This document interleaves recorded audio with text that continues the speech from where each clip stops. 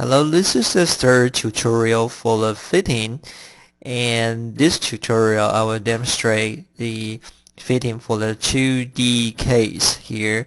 For the 2D case, the fitting was not so easy because you have to set a better guess for the initial value here. But the process is still very similar. Okay, let's start from this, just demonstrate the structure for you. So again, I have to prepare some data to fit. Then instead of a TF1 object, I have to use TF2 because now I choose a 2D case. So then I just use the fit from the source container th2, then I get a data. Okay, this is the structure, very easy. So let's go to a little bit deeper. So in this case, I don't use a T-graph 2D, but use a histogram 2D just as a demonstration for you. And I fill some data with the Gaussian distribution in either X and Y. And this is center 100 for X and sigma 5 for X, and center 150 and sigma 3 for the Y part. And this is our answer, and we wish the fit should be similar to this result here. Okay, this is our data part and the answer part. Then we create the fitting that means create our model. This model is a 2D function TF2 object. The TF2 is very similar to TF1. First, you have the name for the object. In this case, I called F2. And again, the function Gaussian 2D is my defined function here. It has a very similar and always fixed structure. Is return double type and has a pointer to double type, and again another pointer for the array of parameter list here. So the first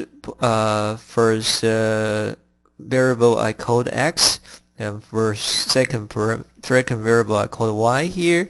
And again, I have 6 parameters here.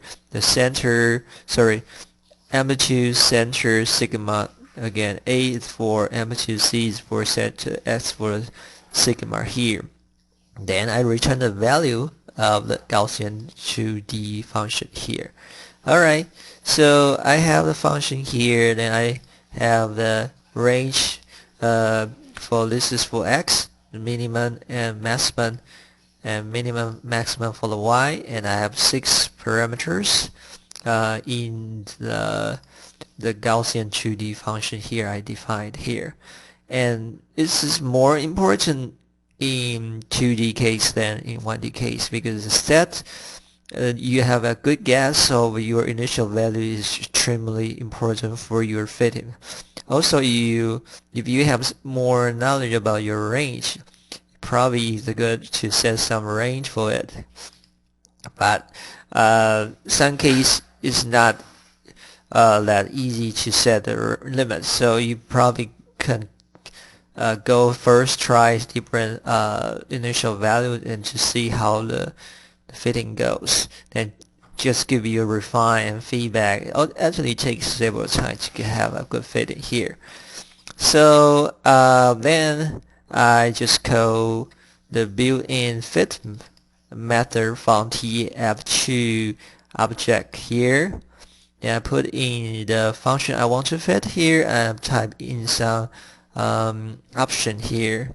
If you like to use R, that means that you use this range instead of a th2 function's range. Okay, and then again you use get parameters. You get the when you done the fitting, you can get a parameter, and then you can know which parameter you can get from fitting here.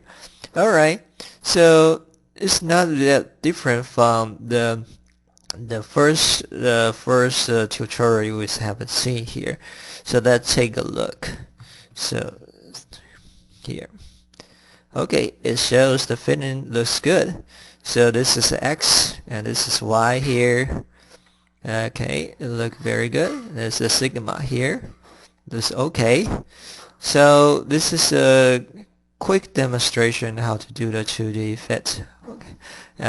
It's like again I say it, from my experience, the set initial value really important for a good fitted part.